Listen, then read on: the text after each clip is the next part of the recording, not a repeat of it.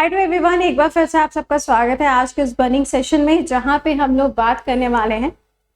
Hindustan times का एक article है, Japan Baba Vanga makes a chilling prediction about 2025 disaster return of deadly virus like Covid.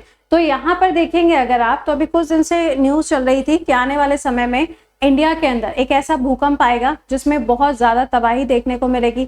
लेकिन इसी के साथ में एक और प्रेडिक्शन की बात होने लगी, और इस प्रेडिक्शन के द्वारा बताया जा रहा है कि बहुत सारे ऐसे एरियाज होंगे जहां पे सुनामी जैसी सिचुएशन देखने को मिलेगी। अब कितना सच है कितना झूठ, आइए जरा ये आर्टिकल देख लेते हैं। देखिएगा, यहाँ पे आप ये लाइन पढ़ पा रहे होगे, यहाँ पे लिखा हुआ है बाबा वेंगा। पहले तो जानते हैं बाबा वेंगा है कौन। एक्चुअल में ये एक फीमेल है, ठीक है। ये कौन है? एक फीमेल है जिनका नाम जापान के साथ में जुड़ा हुआ है।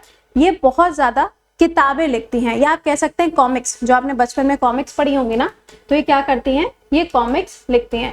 लेकिन ये जो कॉमिक्स इनके द्वारा लिखी जाती है ना, वो एक तरीके से आने वाले समय का प्रिडिक्शन होता है। उसी के बेसिस पे ये अपनी कॉमिक्स के अंदर कहानियों को लिखती हैं। अगर हम इनके रियल नेम की बात करें तो इनका रियल नेम है यू तात्सुकी। क्या नाम है इनका?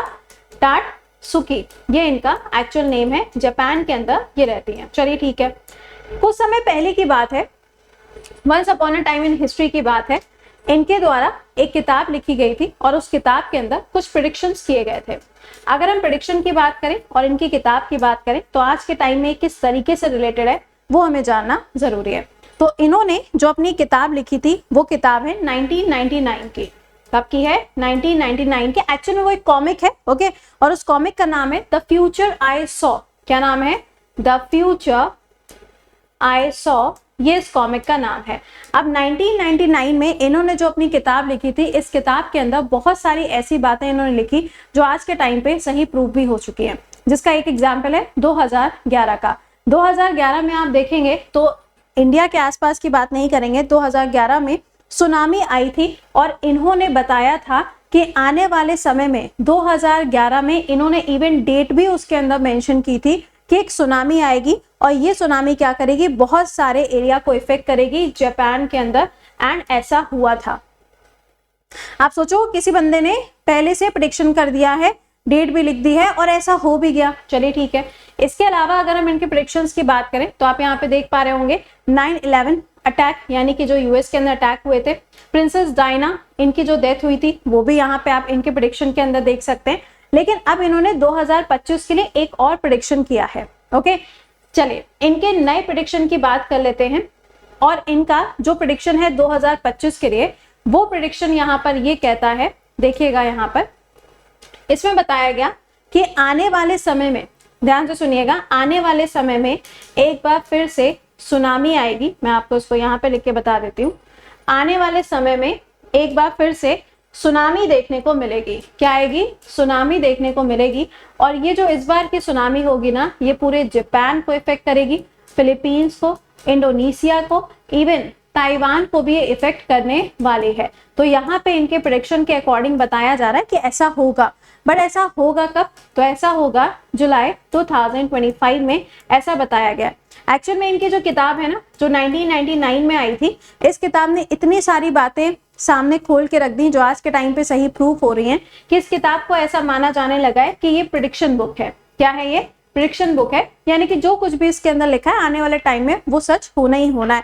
तो ये किताब बहुत ज्यादा सुर्खियों में भी रहती है। चलिए ठीक है, बट ऐसा इन्होंने लिखा क्यों? मतलब ऐसा क्यों इन्होंने बोला?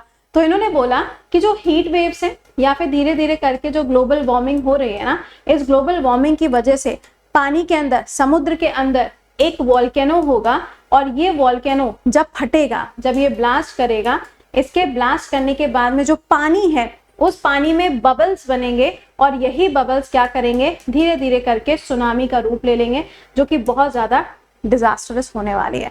ऐसा इनके प्रेडिक्शन के द्वारा बताया गया है। इनके अगर हम प्रेडिक्शंस में देखें तो आप स्टॉक मार्केट्स के साथ में भी जुड़े हुए बहुत सारे प्रेडिक्शंस आपको देखने को मिल सकते हैं, ठीक है। इकोनॉमिक क्राइसिस आएगा 2025 में, ऐसा भी इन्होंने बोला है। आप देख ही रहे हो कितने सारे लोग ऐसे हैं जिनको निकाला जा रहा है काम से। आज के टाइम पे एआई का इस्तेमाल ज्यादा हो रहा है, रोबोट्स का यूज ज्यादा हो रहा है। जो यहाँ पे लोग हैं काम करने वाले, उनको धीरे धीरे करके हटाया जा रहा है, ठीक है। तो ऐसे प्रेडिक्शंस इन्होंने पहले ही किए थे और ये चीजें आज के टाइम पे हमें देखने को मिल रही हैं। तो यहाँ पे इनका जो प्रेडिक्शन है वो मैंने आपको बता दिया। अब आधे सोचेंगे पढ़ाई छोड़ देते हैं, फिर क्या ही करना है ना। तो मैं आपको बता दूं, पढ़ाई तो बेटा तुमको तब तक करनी है जब तक है जहां, जब तक है जहां और जब तक है जहां।